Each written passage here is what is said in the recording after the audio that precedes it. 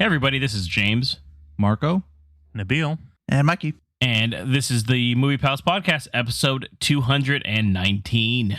Today we are going to be reviewing the new Scream film, Scream 7, as well as doing a quick topic of the week for some early Oscar talks. So without further ado, let's get into our topic of the week. it's the topic of the week. All right, so our topic of the week, some early Oscar talks. I know a majority of us should have most of the categories down. The way that we had broken these up were kind of like the essential ones. Anything that had like Best Picture, Best Actor, Best Actress, Director, and I think that's what we went off of most likely, right? I think because it's hard to watch every single one of these movies. I get it, but I will say that it is a lot easier lately in the last couple of years to see these at home beforehand. I remember a couple of years back, especially when I first was doing this, some of these were like, dude, you have like one shot to see some of these movies in like some indie theater in Berkeley or like the city on like a random night. And if you didn't make that, you're like, well, catch them next time or something. You'd be lucky if you even see it streaming at that point. You'd be lucky to get it on DVD. Sometimes you're like, dang. Yeah, especially like releases like that for VODs. But we've been doing our homework here. We don't have to talk about who we think's going to win. I wanted to just, because it's been such a kind of a variety of films that we've watched since January at this point now, since in March. I just wanted to kind of have more of a casual talk with you guys, just like, what's the movies out of these lists that could have kind of stood out to you a bit, and the reasoning why. I'll start with you, Mikey. This is the first year where I've really kind of liked a lot of the international films. Like Sirat was really good. The Secret Agent? Secret Agent, that's it, yeah.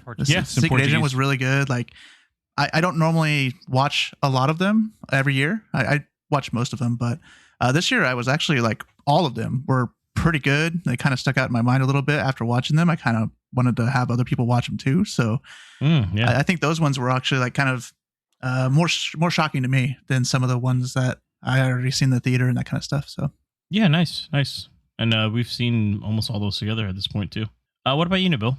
Honestly, Train Dreams really stood out to me more than I expected it to be. It was a quiet and somber film, but it was a really kind of good story just to kind of see this man's life, and then the way it ended too. It was very much not necessarily a happy ending, but it was like a reflection of to me it was a film on, it's just a snapshot of one person, one specific person, doesn't mean anything to anything else, just his life. And it was an interesting take the way they kind of showed that. I really thought that was it wouldn't have been a film I watched unless we were going to this for the Oscars, I'll say that much. And it was actually pretty enjoyable. I was also surprised by Begonia.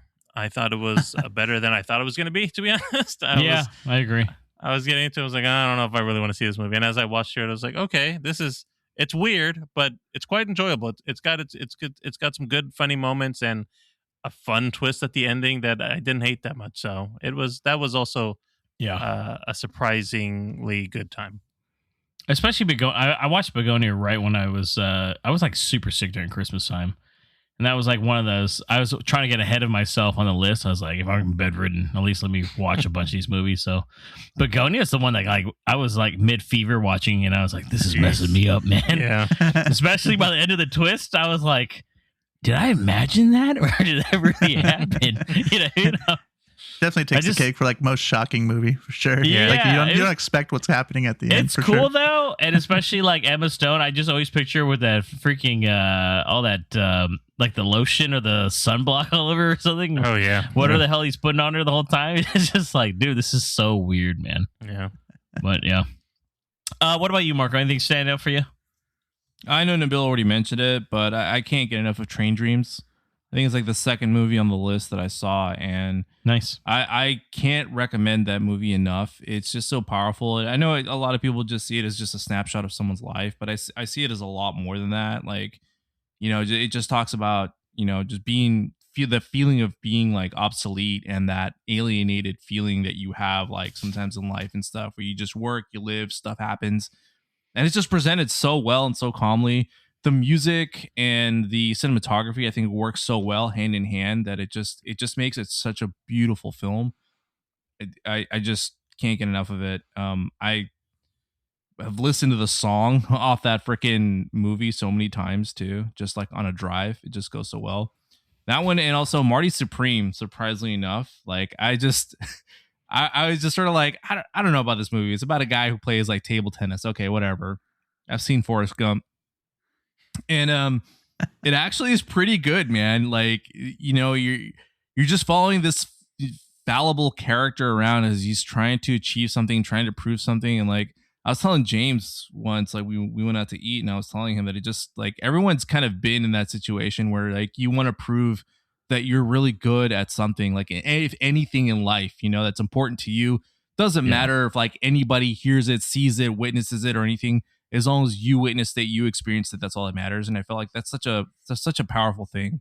So those two really stood out.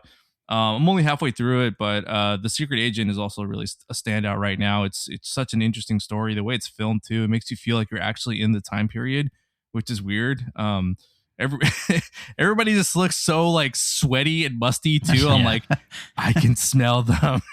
Yeah, but that's also another really interesting one too. And I don't think I've ever really seen a movie that's in full Portuguese, so it's made it an interesting experience. The Secret Agent, me and Mikey got to see that when it was still in theaters, which is nice. That's when we started a little Arinda bin.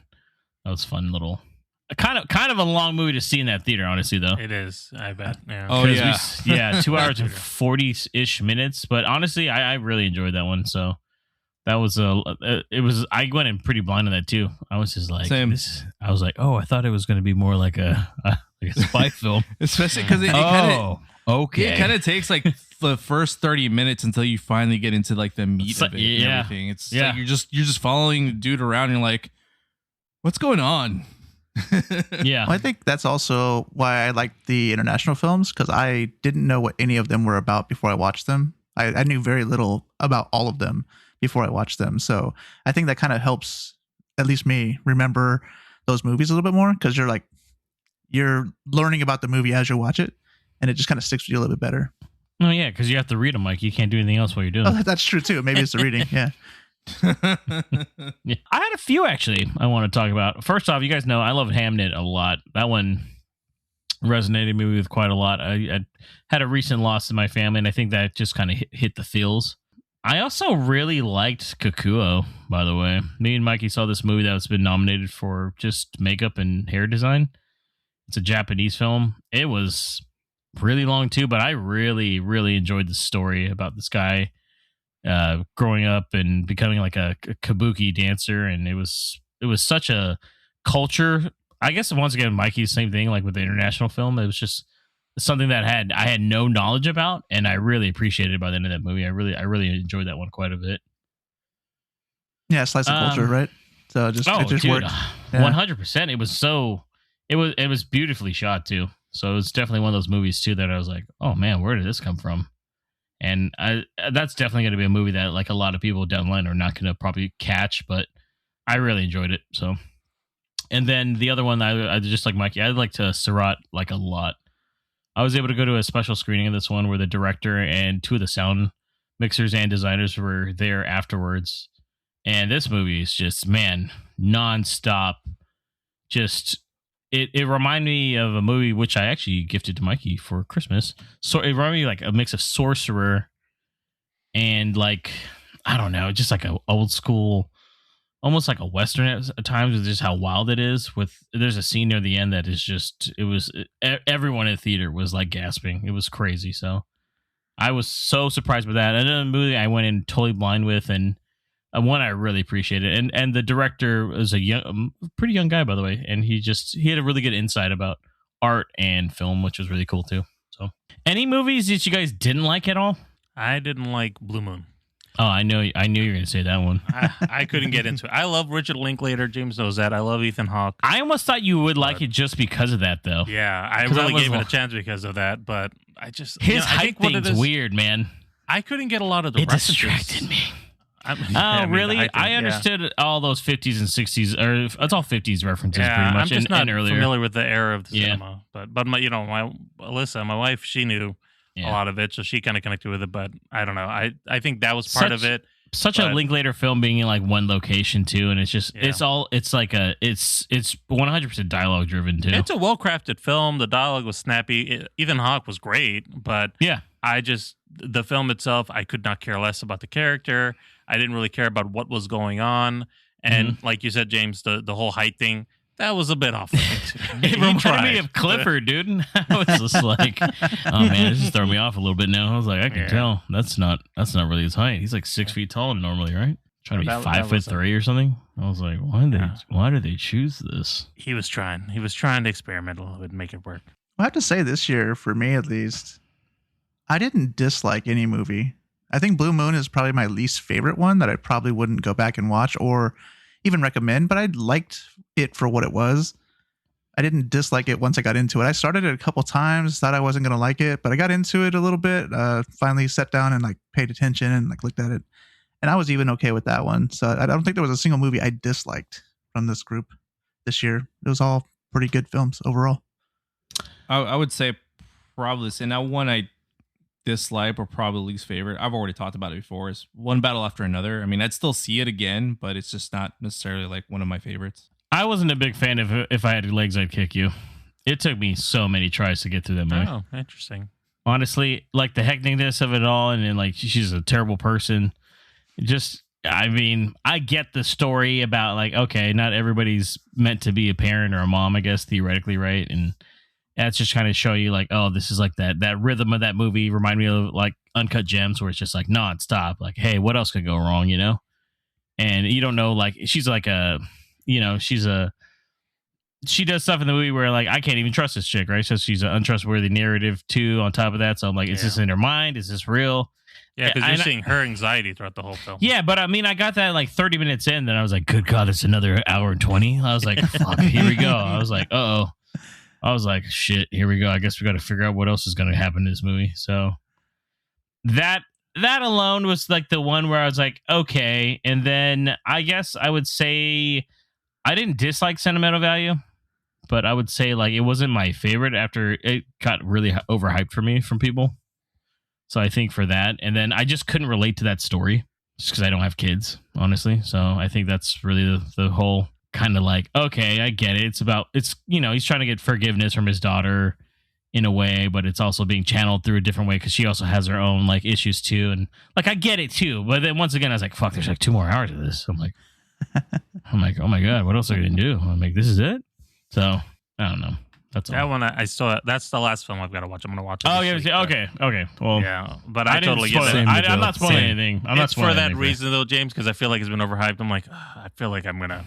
That's just me though. Honestly, like I said, most people that I've talked to, I have a few, filmy friends, quote unquote, and they love that movie. So yeah, it's one of those kind of things where I get it, but for me, it was just like, I don't know. I'd even heard about it even leading up to it. And it's one of those ones I was like, well, I'll just hold off and see. And I was like, oh, I got nominated for like 9 things. I'm like, okay, well, guess I'll go watch it. Yeah, I guess that's the one there, guys. Just letting you know. So, without saying your predictions, because we want to keep our predictions to ourselves, we got about less than 2 weeks now at this point to get these all in. What do you guys want to see from the Oscars this year? 98th ones, right? I'm interested in how the best actor is going to go. Just even like watching some of the SAG awards yesterday. Oh yeah, the actor award thing yesterday. Yeah. Michael B. Jordan wins, so that threw me off a little too. I was like, my God. So I don't. It's going to be a toss up. I think it's going to be very close on some. I think that one is going to be close category. too. Yeah, I found that very interesting. So same Sinners with might be supporting actress too. It was different. I was like, my God, I don't know who's going to win this thing anymore. So I think some of those top categories are going to be a harder call. I think the award season's been all over the place, to be honest. Yeah, it hasn't been one clear one too, and I think the thing that I could see happening this year too is with the Sinners got like 16 nominations, most won. I think though that might. I was telling Mikey this, like that might just be the thing that it gets, and it might not win anything. It'll be one of those. It's either going to win a ton of things, or it's going to win like 2 things. See, I feel like that's going to be Marty Supreme. That it's going to like win probably nothing. Really? Yeah. I don't know, but just like seeing how the award seasons have been, it started out very strong, but now I'm like, I don't know. But the Oscars is always a toss up. So I'm opposite. I think that one might be a little surprise. Just because that happened last year too. Some movies that didn't, weren't really tracking well, and then all of a sudden it's like, oh, whoa, this one won. So yeah, like a Nora started sweeping right at the end. Yeah, exactly. Yep, exactly. I think Marty Supreme could be one of those. Or and honestly, I didn't even have the dude down as best director, I think, last year. So that's one of the ones I think I got wrong. Yeah. I was like, fudge.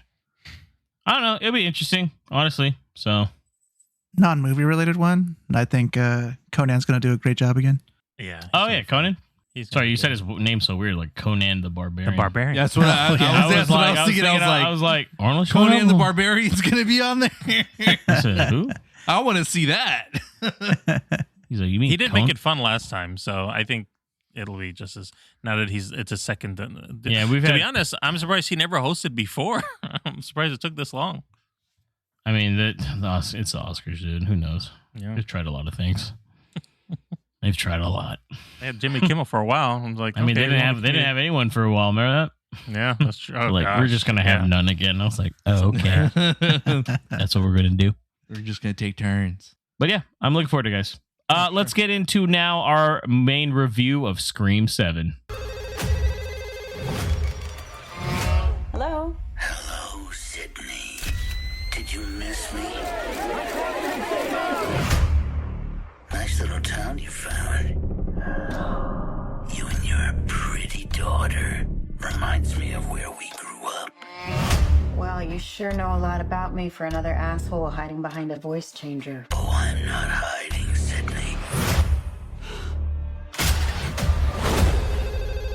Not this time. Scream 7. Currently sitting at a 32% on Rotten Tomatoes.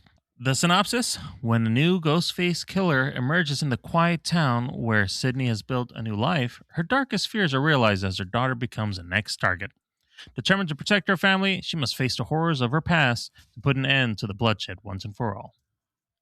This film was directed by Kevin Williamson. His only other directing credit was Teaching Mrs. Tingle in 1999. So, he's had a lot of history there. He is the creator of Scream, though, just as a heads up. Yeah, he was the original writer, and he did write this film as well. So he wrote Scream in 96. 1, 2, and 4, I think, right? I think 4 or 2. 5, I thought it was. No, it was no 4? He had nothing to do with the no, new trilogy. 1, 2, and 4. Oh, that's a new trilogy. Yeah, you're right. 1, 2, 4, and then he's a pretty prolific writer. Yeah. He just came out with a Netflix show, too. So. He's in some other classic 90s films like I Know What You Did Last Summer, as well as The Faculty. So pretty iconic films for the day. As well as Guy Busick, who did Ready or Not, Scream 5, and Scream 6. So this film's currently in theaters. It was released on February 27th, and it has a whole bunch of people, old and new, in this, starring Neve Campbell coming back as Sidney Prescott Evans, Isabel May as her daughter Tatum Evans, Jasmine Savoy Brown plays Mindy Meeks Martin, and Mason Gooden plays Chad Meeks Martin, the twins from the previous 2 films. Anna Camp plays Jessica Bowden, McKenna Grace plays Hannah Turman, Asa German plays Lucas Bowden, Celeste O'Connor plays Chloe Parker, Sam Reckner is Ben Brown, Mark Consuelos, a little surprise there, is Robbie Rivers. Joel McHale is also in this film as Mark Evans, Sidney Prescott's husband. Courtney Cox returns as Gail Weathers, and we have Ethan Embry as Marco Davis. So let's get some quick hits, see what we thought about this film as in general. I'm going to start with you, Marco. Did you enjoy the film? How was your experience in the theater? I thought it was okay. My experience in the theater was actually pretty good. It was kind of a packed theater. I saw it at Backville, and we had some pretty good reactions to some of the scenes, some of the killings, the opening scene specifically, a few others throughout the movie as well. But yeah, overall, my first general impression was that it's kind of mid, truthfully. Oh, okay. How about you, Mike? What were your thoughts? I thought it was okay. I enjoyed it. I don't think it's as good as some of the other Scream stuff, and I think it kind of changed the mold a little bit, which is not necessarily a bad thing. But the more I think about this movie, the less I enjoyed it. I'll probably watch it again when it comes out. But initial thoughts after the movie is I kind of had fun with the movie. I thought it was decent. Theater experience. I think me and James were like the loudest people in our theater, but there wasn't really that many people in ours. We went to like the fan screening at 6, like an hour earlier than normal. Yeah. It was also an IMAX, so it's blowing our goddamn ears out again. Is it at the Edwards? Did you guys go to? Yeah. I'm turning into an old man. I said, someone lower that audio's loud. It's loud. I said, my ears are hurting. My God, I just got off work. I mean, when our watches are telling us it's too loud in the theater, it's kind of weird, right? Yeah. How about you, James? What were your thoughts on the film overall? You know what? I had fun overall. It was far from perfect. I mean, it's one of the weaker ones. I still don't think it's as bad as the third film, in my opinion, but... And honestly, the last one was pretty. I think we're all pretty mixed on the last one too. But if you guys know the history, there's a lot of production issues with this one. Getting it even to where it is today was kind of a miracle. So, overall, though, like I said, it was as a slasher film. I was like, I still had a lot of fun watching it. Overall, we still had a pretty good crowd, even though it wasn't that full. But obviously, that's not the case for everywhere else because, like you said, this movie killed it. Oh, yeah. Sorry about that. No pun intended. Maybe I don't know. I can see why though. For like the reveal itself was probably the weakest thing to me, and what they could have done with what they could have done with what they were been building up for so long. I was like, yeah, that sucks. So yeah, it was a very soft reveal. Yeah. Like, oh, okay. Like you kind of knew too, but yeah, it was. I guessed it even before the movie randomly because I'll bring it up. It's bad when I can guess it. So I was like, oh look, I was right. So, yeah, I mean, I kind of in the same camp. I didn't really enjoy that much. I liked some aspects of it. I really liked Neve Campbell's main storyline. I feel like there was like two different stories kind of spliced into here as far as like overall plot, and compared to at least the last two films overall, there was like a good single thing going on over here. Well, yeah, because there was supposed to be a end to that. So right, yeah. And then also the fact that Neve Campbell and Courtney Cox were in Scream 5. So like I feel like those characters aren't the same to where we're at in this film. But, you know, that's besides the point. The film was fine, I guess. The theater experience was busy. It was full, so they had a good time. I can tell you that much. There's a lot of screaming and hooting and hollering. But yeah, I think this is saying a lot for a Scream film, but I think the plot was really kind of lacking to me in comparison to what the recent ones have been. Yeah, I could see that. Yeah. I mean, honestly, the way I look at Scream a lot of times compared to other slashers, though, it's like it always kind of stretches it a bit. Yeah. Honestly, even that last one, if you recall, I was like, who are they related to? Right? Yeah, I mean, it gets a bit muddled in the last one. They have a lot of relations. You're like, they mentioned that motherfucker once, maybe, but this... I'll bring it up with this one a little bit, but I mean, for me, the standout is just that Neve Campbell's back, and I love Neve Campbell, and she's the face of this franchise, honestly. So that's why, even though they lost the reboot people for the most part, that have nothing to really do with these. Well, this is almost like they're like, hey, the 5th and 6th movie didn't happen, so just go off of this. Well, that's exactly it, James. I agree with that because like the 5th one, she's in that film, you know, at least 40% of the movie, you know, so it's like the second half, yeah. So she's really involved with it, and then when I watch this film, I'm like, are we just pretending like nothing in the film happened? Because she seems like a different person in comparison to what we just. I mean, they mentioned it, her going on her book tour or whatever, but and then she's like really different. Protected, but it's an obvious course correct, and it's just it's in your face, which is you know, not the greatest way to do it, Marco. I would say no, not at all. Because I mean, you know.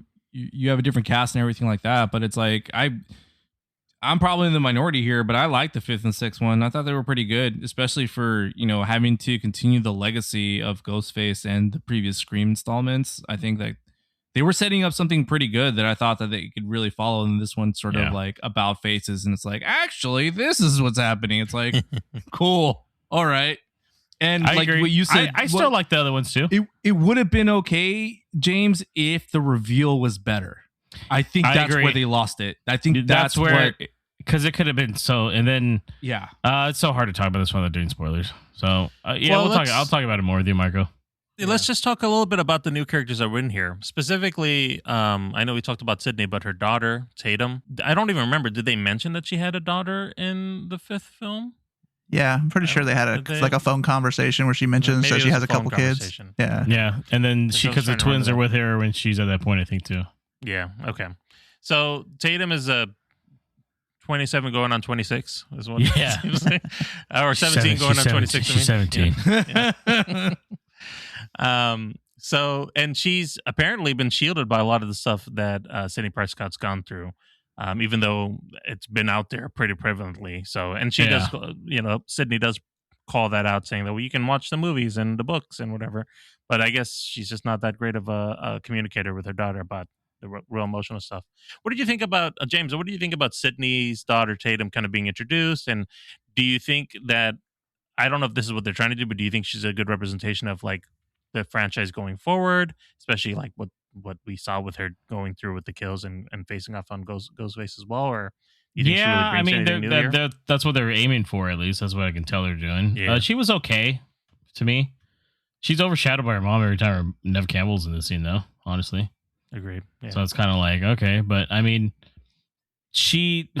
damn, I mean, I can't say much without spoiling it, so... I think her acting is terrible, truthfully, in this. I mean, I don't really blame the actor, and I blame the dialogue they gave her, really. And it feels like they really held most of, like, the good dialogue for Nev Campbell, and everyone else just sort of got the slop. That's just kind of how it felt for me. It didn't really bother me. I didn't think her acting was terrible. I know her from that Yellowstone show, 1883. She was like the narrator of this. So it took me a second to realize who she was because she was obviously younger. I was like, oh, I know her, and she's fine. So I don't think she's like a big standout or anything, like you said, James. Nev Campbell. Yeah, it wasn't anything like, oh, she's great or she was terrible. Like it never was. If anything, I mean, honestly, I can't stand Mindy, dude. I haven't been able to stand her since the last movie. Like her so matter of factness to me, it gets on my nerves so much. And like her character, her Mace, her Chad and Gail could have been removed from the movie, and nothing would have changed at all. Honestly, I would have liked that better because this movie was a good part to like start over and like do like a passing of the torch to like a new crew of people. And you know what I think it was? I think it's because they were contractually obligated to be in a third film, and they said, "Hey, you guys didn't quit, so I guess we'll have to put you in this movie somehow." I heard otherwise. I heard that all the actors were only contracted for 2 movies, and the third was optional. I know Jenna Ortega was only contracted for the 2. Oh, it was only her. Okay. Yeah. I think these other ones, these no names, probably. I mean, Mason Gooding was in a Hard Eye Killer one. That was just actually pretty good. So I agree with you, Mikey. And with you, James. Like, I think this is where I was saying like there's 2 stories because they're trying to bridge. It's because they took probably that concept of the first draft and they said, "Fuck, we got to change it." So they're like, "Well, we still need to have them." So they're like, we'll get some people that like the last 2 films, but then come back with the people that really like the original stuff." And I mean, I get it. Like I said, I get it. I mean.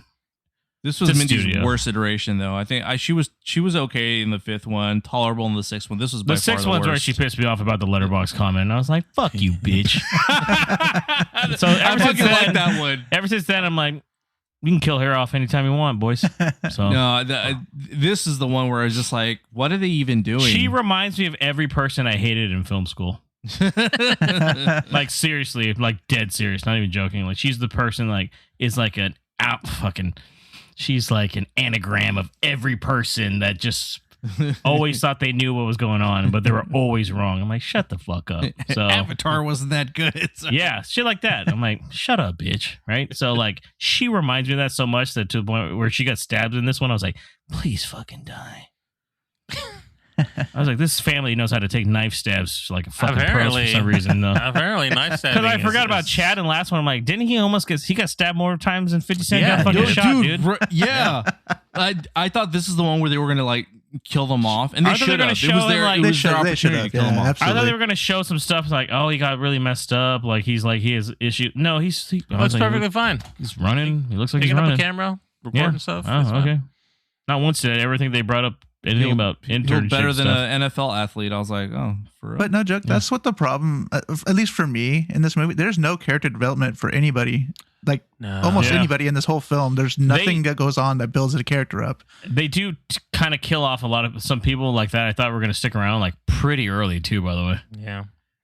Well, and I feel like one of the things that bothered me, and I know it's, that they're moving quickly to one kill to the next, but like Tatum, a lot of her friends in this film die, and there's like no mourning. And the bill, that's what I'm saying, where the poor dialogue and acting comes from. It's like, you just like, dude, like if the 3 of you were gone tomorrow, I'd fucking be a wreck, dude. And even like with Sidney Prescott, she even says like she's trying to protect her and like you would think she'd acknowledge that, oh, a lot of her daughter's friends have just passed away in front of her. It's a big deal, but they're just kind of like, no, you got to stay here. The only person that has any sense in here is Joel McHale's character, Mark Evans, who's telling him like, let's be a little bit more realistic of what's happening over here. Like I'm the police officer.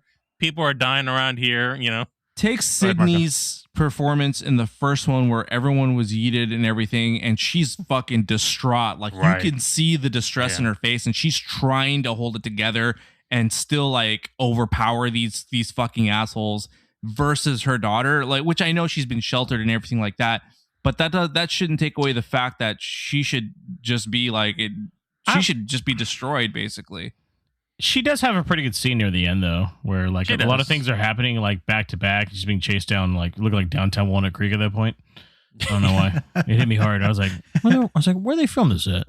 But and her that mom scene, decides she's pretty. To book it rather than just steal a car. Yeah, that was weird. Jeez. But I mean, I get it. They're trying to build a suspension up, like because something always has to happen. But the scene where she's like, she couldn't shoot a gun and stuff, like I thought she did pretty solid. Honestly, that was pretty good. And then by the end, and then I don't want once again too much spoilers, but then she gets into a series of events that leads to something else, and I thought she did pretty good there too. Yeah. Well, speaking about kills, I know we don't want to like talk too much about too many specifics, but were there any scenes that really stood out to you? Like for me specifically, I'll say like the opening scene was really fun. As always, cool. They always have like these cold opens in the Scream films, and this one was really good. I was a little sad to see how specifically the girlfriend in the opening scene died. I was like, damn, that's brutal. Like she didn't deserve that. I was like, I almost thought, I was like, is she gonna oh no, never mind. Yeah. I was like, too bad they spoiled it in the trailer. I didn't even see the trailer. No. Yeah, they spoil it. That's terrible. That's too bad. I like, I don't know, there's a spoiler now. There's one in the bar scene involving a beer tap, and I was just like, okay. I'll say this much: the kills in this one are pretty gory and brutal. Yeah, they're pretty. Yeah, and I like the way that Kevin Williamson directed. Like, I mean, obviously he's a better writer than a director, in my opinion. So, but I like a lot of times we might be talking about, you see the face coming in almost ghost-like, and then it goes back to the shadows. Yeah, those are good shots. And that was like actually like pretty creepy. I was like, oh, that's a pretty cool shot. It reminded me of Halloween. Yeah, Halloween. Yeah, exactly. Yeah, same thing. There's a kill that involves someone's face literally falling off that I thought was insane. Yeah. And I think even the whole theater was like whooping and hollering at that point. Yeah, I mean, it was a satisfying kill. I mean, they say in the movie throughout, and it's something that they say a lot in the other films as well, but Nev Campbell's Sidney Prescott basically saying, they're not dead until you shoot them in the head. Yeah. Essentially, and so that was like being reiterated in this film. It's like, you gotta shoot him in the head. Yeah, you got double That's tap, one part I am glad that kept being said in the bill, and like I like that they at least attempted to try to do it. And obviously something goofy happens and they're not able to, but at least they're aware of that, and I did like that part. Yeah. Which is crazy because, man, seeing the injuries done to those people, I'm like, bro, I wouldn't even be able to stand up. Survive? How you like getting up and doing acrobatics or jumping up and hiding in the attic? Like, dude, what the hell? Like, I'd be like, I'm good. You got me. Just call the police. Dude, right? I'll be the first one that doesn't die. You guys are just going to take me in. The blunt force trauma they take to the head, and I'm like, is that mask reinforced? Because, like... you got to have some sort of special strength that I always say James has. You guys know this is a movie, right? Like, it's okay. No, I know. And once again, it comes back to even the 5th and 6th where we got killers that are 85 pounds that could lift Dewey somehow. So I always go back to that because then I'm like, oh, man, this doesn't make it. I mean, and they do that on purpose to throw you off. Well, she must have 12-inch boots on then, right? I know. I was like, how's everybody the same height? Everyone's the same height. They got the same build until the very end. And then that's when you know it's like, I wonder if they feature here. Do that. Like, that's the perception of the victim because like every adrenaline's pumping and everything. That's just what they see. From what I've heard, even when they film it, it's one dude. It's not like 3 different people playing it, so they keep it consistent. And sometimes they actually keep it a secret from the cast until the final scene. Yeah. Really? Yeah. Some people are told. Cool, some people are told that they're the killer, but they're just lying to them, so they can kind of play it off that way. Yep. Yeah. So I just mean like kind of like in a lot of them. So like the in-universe explanation. Like there have been cases where people like experience trauma from someone and they totally see that person completely different than how they really are because the fucking, maybe. Yeah. I'm gonna tell you right now, I didn't buy any of the motivation of the killers. Like whatever the reveal was, the whole thing. I was like, no. It was like no basically like a connection of like several of the movies. It was a very thin connection. Yeah. I was like, we're just doing it just to do it. All right, I guess they should have just done the obvious one, dude. Yeah, which I think everybody wanted, but then they changed it into a route where I was like, damn, really, this is what we're gonna do?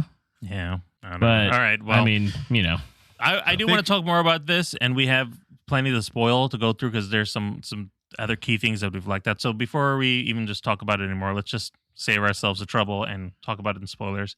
But first, let's just give our overall review of the film. I'm going to start with you, Mikey. How many stars did you give this film, and would you recommend it? I give it 3. And if you've watched the 6 other movies, you might as well watch this one as well. I know we're kind of talking bad about it, but I still think it was fun enough to watch and get some fun out of the kills. All right. How about you, Marco? I gave it 2.5. I don't think it's that important to watch, really. I mean, if you want to go have fun, turn your brain off, eat some popcorn, yeah, go for it. But I mean, yeah. How about you, James? I mean, I agree with that. Like, this is a slasher film at the end of the day, guys. Like, I've seen 14 Friday the 13th, and I love every one of them. So, 3.5 for me, man. Go and have a good time. See, I prefer those, though. I mean, if you compare some of those, this looks like the Mona Lisa compared to some of those movies, man. Some of the films James seen. I don't know. Yeah, you want to watch some Hellraiser movies? No, I don't. Yeah, you'll be like, actually, this movie might be movie of the year. I also feel like it's a bit mid for the franchise, so I gave this 2.5 stars. I think if you're a completionist, it's worth watching. It's mostly just because of Neve Campbell. She was great, so I can't speak to anything else over there. But you know, if there's going to be a Scream 8, then it's something you're just going to have to watch anyway, so you know what's going on with the reboot. So we're going to jump into spoiler. If you haven't seen the film, we suggest you watch the movie, come back, listen to our little spoiler cast so we can give you some more insights on our thoughts on that. Otherwise, skip forward a bit and you can find out what we're going to be watching next.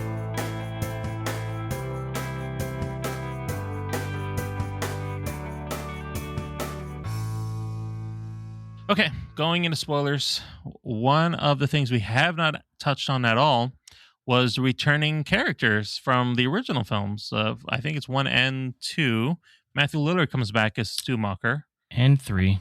And 3, yeah, that's right, because we have Scott Foley as Roman Bridger. Laurie Metcalf from the second film plays Nancy Loomis. And David Arquette's back, Dewey, who sadly died in the fifth film. I remember, right? What did you guys think about this reintroduction of these characters who we find out are all AI? That's what I hated the most, probably. We don't know. Yeah. Because the whole, like, they were, like, teasing the Stu thing for years. Like, originally, Wes Craven had him coming back as a killer in the third movie and all this stuff. And what a waste, in my opinion. I agree. And they even hint at it in the other ones, right? And like the 5 and 6, didn't they even hint at it then? They hinted at 6. Once your favorite character, Mindy or some bullshit, brings up that, like, there's a rumor he might be alive. But yeah, it should have been Stu, man. It just, it was obvious, it's whatever, but it should have just been him. In my opinion, or here's my question: his son, something I don't know, which would have been dumb too, but at least it's his son. Yeah, he would have never had a kid, though. They do dig up.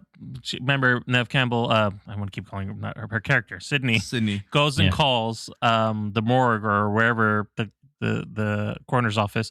They get the paperwork to confirm that he is still buried. And the paperwork is missing, and they don't. Yeah, but they're just hinting it. It's just like little maybes. But now it's just it could open the door of saying like he never really died. Now it's too late, Nabil. Now it's too because they did this. Now it's just like it'd be stupid. Now it's like a waste. Like this was your chance to do this. Yeah, now it's dumb. But honestly, when you first see him, you're like, okay, I get it. But then if you really think about it, you're like, this doesn't make any goddamn sense. Why would you be doing this shit in broad daylight, right? And like, oh fuck, someone's fucking him. Why didn't nobody see him? Right? Like nobody noticed him. That's what I mean. Like, hey, there's a weird guy at my school right now. I'm like, yeah, tell Marco that he needs to stay 100 feet away, and then he'll be fine. Also, AI is great to de-age people. Or age up people, saying that this guy's gonna be this old. He's got a bunch of scars on his face. Which is like, okay, nowadays is believable. So I'm like, okay, this is possible. So, but man, I knew who the killer was even before the movie started, dude. Yeah, I mean, the reveal was that there are 2 Ghostface killers. There's actually 3. 3, yeah. One died in the middle. Oh, that's right. Yeah, one goes, a John Doe character. Yeah. Who was his name again? I couldn't find it. He had a name? Is it Carl? Carl. Was it Carl? That's funny. That's always a cool name. I like Carl. Carl? It's like an old guy's name. Oh, that's Right. Carl. But they all like an knew each absolute other creeper, too. from the psych ward. It was Jessica, Marco, and I guess Carl. We kind of already touched on this. I'm going to get some feedback from you. You kind of went through that really fast, Bill. It is Jessica Bowden and the psych ward guy, Marco. His name's actually Marco. Yeah. I was like, fuck. It's just funny because I knew, Marco. I was like, Anna Camp is way too famous to be fucking just a nobody. I'm like, girl from fucking Pitch Perfect. And then Ethan Embry. Well, I'm Ethan like, Embry is pretty famous. The guy from fucking That Thing You Do? I'm like, yeah. like, he pops up. I was like, no, he's in it too, I guess. I'm a fan of Ethan Embry. Yeah. So, I didn't know Sweet who Home they were. Alabama? yeah. Yeah, I've seen him, guys. I've seen these movies. He was Yeah, a gay I remember. friend. Yeah. Yeah, I remember these things. So, Mikey, what were your thoughts on like how this played out for the killers and the reveals? Like, what are your opinion on the reveal here? I mean, I just don't know how much I believe it. Like, I mean, Jessica's whole thing was like she wanted Sidney to have drama again because she was like rebuilt herself already. It just didn't make sense to me on why she was killing people based on that. I don't know why. she's a crazed fan, basically. Yeah, I mean, that's plot crazy, they went right? with. She killed her son. I'm like, isn't this the Yeah. same plot from the 5th movie of crazed fans trying Yeah. to change the outcome of something? So they're like, I'm going to force this on you, so this will start a whole new thing. But And at least then- in 5, it was her family, like because it wasn't isn't her niece or something like that. That's usually the 4th one, buddy. That's the fourth fourth one. one. Oh, jeez. Also the plot of the 4th one, too. Also, Yeah, the they plot just- of the 4th one though. She was guys, a when fan. you're 7 movies deep at this point, they're like, I don't know. They got a dartboard. We've They're done like, everything already, right? Let's they're just- like, yeah. dude, I'm waiting for Scream in Space for the next one. which is again why Stu would have been, because they haven't done like the killer comes back or anything, or Jason's Because I back, brought it some up. shit. No killers ever survived. Yeah. They're all Yeah. dead. They all get killed. So It's all relations or something like that. Yeah. That's Yeah. why it would have been funny that he was trying to fake her out with the whole AI stuff and was like, no, it's just me, you know? it would have been cool if it was him and he looked even worse looking, like He was AI. informed a little bit more. Yeah, that Yeah, would've like been cool. really bad looking. Like, oh shit, that's why no one ever recognized him or something. Like he was so fucking make him disfigured. blind in one eye or some shit, you know? It's just Make like, him even more creepy. Yeah. Exactly. Yeah, like a jaw missing. I don't know, some Mhm. weird. No, it's Also, weird. did you guys find it convenient that Marco just happened to work at Google and now he works at a psych ward? And that's why I knew all the AI stuff. All the AI stuff. Yeah. Oh yeah, yeah. Crazy, right? I mean, Let me quit my AI This is job like at the, Google and just become a psych ward. well, why person, they have you to do know? that? So the plot can happen, Mikey. That's why. Yeah. It's, Yeah, exactly. Because they had to have him, and then they faked him out with the boyfriend knowing this stuff, right? Oh, he knows it. I mean, the boyfriend was. I was like, he's dead. I already knew it. And then, like, it's crazy. You get McKenna Grace. I was talking to Mikey. Dude, is McKenna Grace just dying every movie, first 10 minutes every time now? I think she just wanted to be a scream queen and just like, you know what? Oh no, Give me she's a in. Bruno. She's in. Oh, yeah, she looks so much different from Ghostbusters now. It's insane. Yeah. But it was like she was in Five Nights at Freddy's too, and she's the first person who dies in that movie. Yeah. And in this one, I thought, oh, she'll probably be like a survivor because she's talking about a party. And then I was like, oh, never mind, she is literally dead. So I was like, holy shit. I like the kill though. I That was a wish cool it one. wasn't so early, but that was one of the better ones. Yeah. But again, Tatum saw her friend's guts literally hanging out of her, traumatized, and we're just moving Shit. on from that. can I just say that was a cool visual though? Like her just swinging there with the shadows in the back on the theater. Yeah. It's pretty cool. Yeah. That was pretty cool. Pretty cool. You like how they try to fake it out that was the teacher? I was like, it's not the teacher. Yeah, just like that drama they teacher showed was him weird, a couple though. times. I was Yeah. like, why I like is he in the said background? she didn't even have an understudy. That's when I knew. I said, Cole. "Not Even That's it, him not would have him." been better. Even him, as obvious as it was, because they were all obvious anyway. But still, he would have been a better. I mean, you got pick. like, I don't know. Once again, maybe it's in that Prescott genes where they're like, by this time she had her mom's jacket on, so she had strength. Well, and you and you have Mark Consuelos in the film. He's just there. He's just kinda there. Yeah, Which I is was like, cool. okay. I like him though. Honestly, Yeah, he's I was cool. like, man, he's okay. Chloe Parker, just more bait. Just kill him out, and then Ben Brown's the boyfriend, or Mark Evans. No, Mark Evans. Which is, Mark by the way, Evans. so I guess she didn't marry the guy from the third movie. That's what I was saying. What's I was his like, so face? he's just at Patrick Dempsey. Yeah, whatever his Patrick character Dempsey. That must have just Yeah. been a thing. So I was like, oh, was. Maybe they couldn't get him. Weird. I like Joel McHale though. I thought he was a good character. I was happy he wasn't killed. He should have been dead, but I was like, we're in a thing where guys can get stabbed 17 times and still survive. I was gonna say, I was like, that's why I was like, I don't know how I you guess survive, buddy. Hey, if the twins can survive, he can survive. Some girl next to me was just like, how's he alive? So I wanted to be like, well, Chad's alive, so anyone can make exactly. I was thinking the same. I was like, well, if they did kill that dude, there's no way they could say, well, this guy's that dude literally bigger. had more stab wounds than I'm like, that guy should have like stitches all over his body and like shouldn't be able to even walk. He should be wheelchair bound, bro. Well, like, and there's so much plot holes. He's the chief of police. He'd go missing for a few hours. They'd be like, "Where the hell's the chief?" Somebody was trying to kill his family. It's a convenient plot point. They only had one fucking squad car. That tracks, but still, there was a gunshot in his house while they were going scoping the neighbors, and nobody ran back to check on why there was a gunshot. But Bill, you got to say though too, for two guys that check, or one was a female cop, I guess, but one that for two people checking the house did a pretty shitty job. Yeah, a lot of plot holes. Too many. Yeah. How about when they used the safe room and then left it? Right, and then you have the safe room. Well, she was like, "I gotta go for your dad," and then she's like, "I want to stay in here." And I was like, "Is she not aware they had a safe room?" By the way, she seems like she's like, she didn't ever know. She didn't even know. Yeah. But so much for the safe room, it didn't last very long. Well, it's behind with a wall thing. I'm like, that's the worst exit route you could have found. I mean, technically, it's not a safe room. It has another exit. Yeah. I also looked at it and said, I wouldn't have fit back between those walls. Me too. I would have been like, well, looks like I'm staying in the room. I guess I'll just fight him because once again, looks like the killer might only be 125 pounds, so I think I'll be okay. So, any other thoughts? With this plot now playing out, and I guess it's another soft reboot of just moving forward with the plot. Are you looking forward to seeing Scream 8? Do we want to see where this kind of thread goes? Yeah, I mean, might as well. Hopefully, it's better writing this time too. I hope. From what I understand, Kevin Williamson was brought in to kind of save this whole thing. Honestly, I did hear there's some rewrites. So he was doing the rewrites. Okay. Yeah, but I mean, if he gets to do it himself, I think it'd be really solid. So just build off of this and just do your own thing. Like, you don't have to get so nostalgic with it. That was like the last two. Honestly, I'm kind of done with that. So yeah. And we don't need characters in here that don't add anything. Like, just because they were in another movie, you don't have to add them, is my opinion. I agree. Exactly. Yeah. Let's just move forward. I mean, hopefully they have more time now to write it. If he's the guy, I don't know. Just bring Billy Loomis back or some shit. I don't know, dude. No, just bring something even like crazier. Like, I don't know. We don't have to do something that's already been seen. Do something entirely new, But have it connect better.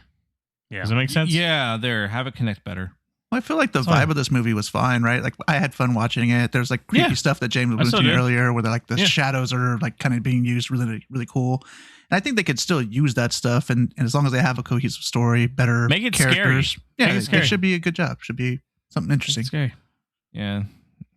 I mean, the film was fine up until the last characters came in from the last film, and then to this, and then it started just becoming a split plot. And I mean, honestly, let's just reboot the whole thing at this point. You just get to Why now, not? Well, no, now Tatum will go to college and it'll just be like Scream 2. We just go off from there. Dude, oh my God. And then Scream 3, she's going to find out she has a half brother or something in Hollywood. And I mean, we can do this. Patrick Dempsey shows up. Maybe he's the killer. He shows up in the next Patrick film. Dempsey's her real dad. Yeah, he gets upset because he wasn't able to marry her, and he's like, "I'm just going to kill y'all now." He's like, that would have been better, Nabil. That would have been even better. I would have been like, "Oh shit, okay." He's like, even though I'm old, and how can an old guy move like this? But he's I'm like, Patrick Dempsey. I was the bad guy in Transformers 3. Right. Well, there's the guy was old in Part 6. But he had his kids helping him. Yeah, that's true. But it was a family affair. I kind of like the setup of they were going with Billy Loomis and stuff and his family genes. Well, and unfortunately, we will never see that plot. No, I know. Yeah, I know. This movie made too much money for them to feel like. Yeah, the movie made too much money for them to want to revisit the old stuff. They're like, you know what? This is the best opening of all of them. The best out of all of them, which is crazy, yeah. All right, that wraps up episode 219 of the Movie Pals podcast. Marco, let everyone know how they can keep up with us.